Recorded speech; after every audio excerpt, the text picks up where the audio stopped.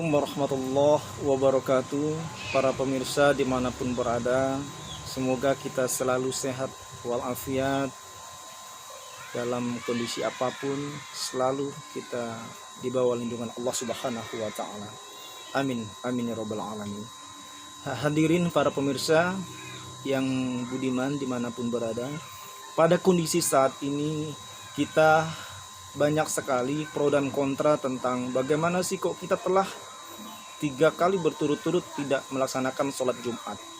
Sebenarnya di dalam hadis Nabi Muhammad SAW, Rasulullah bersabda bahwa barang siapa yang meninggalkan sholat Jumat secara 3 kali berturut-turut itu disebut kafir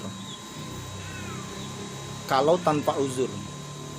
Nah, pada posisi sekarang ini kita yaitu dalam keadaan ada uzur, ada sebab kenapa kita tidak melakukan sholat Jumat secara berjamaah sebagaimana hari-hari yang biasa, hari-hari yang telah kita lalui. Hadirin yang berbahagia, sebenarnya Islam itu adalah indah dan sangat indah serta menyejukkan apabila kita laksanakan sesuai dengan aturan ajaran fikih agama kita, ajaran agama Islam, dan juga kita taati apa yang telah diatur oleh pemerintah negara setempat.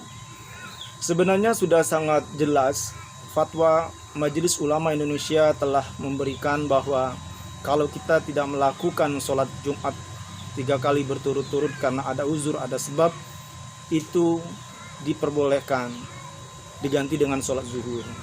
Begitu juga pemerintah telah maksimal menyampaikan kepada rakyatnya karena sayang dan cinta terhadap rakyatnya bahwa kita agar melakukan lockdown, kita di rumah saja. Di rumah saja kita menjaga kesehatan, menjaga, membatasi, memperketat. Kita harus disiplin, tidak usah keluar rumah. Apalagi kalau tidak ada kepentingan yang jelas. Untuk sementara ini saja, sementara kita di dalam merasakan atau pada posisi menyebarnya wabah virus yang menular ini.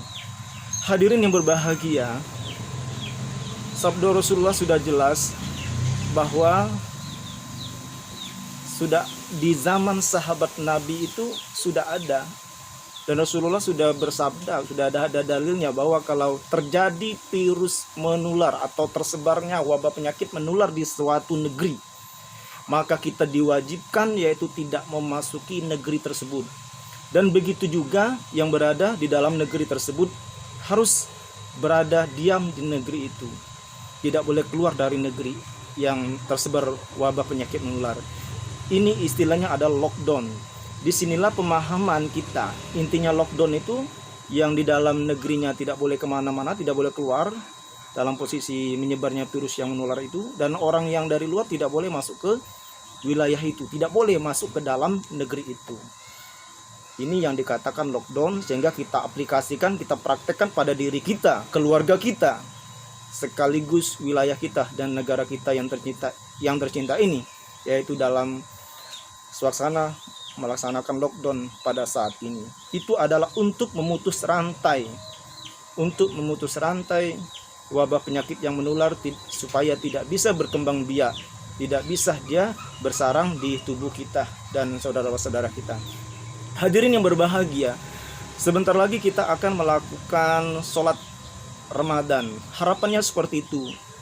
Semoga kita bisa melakukan sholat Ramadan di tahun 2020 ini dengan tenang, dengan sukses dan berhasil. Namun kalau kita tidak melakukan sholat tarawih secara berjamaah, kita tidak melakukannya secara berjamaah, ini pasti ada uzur, ada sebab. Nah, tadi kan Rasulullah juga pernah sholat di rumah dalam keadaan dia sakit. Begitu juga pada saat ini kita kan dalam keadaan perhatian, dalam kondisi tertentu yang sangat urgent dan darurat.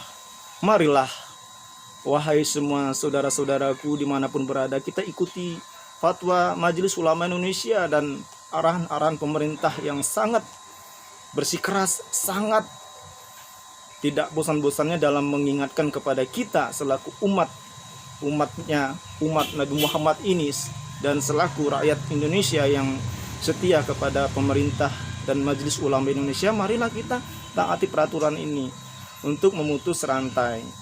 Jadi di dalam bulan suci Ramadan nanti, kita janganlah memaksakan diri untuk melakukan sholat tarawih secara berjamaah, karena akan sangat membahayakan.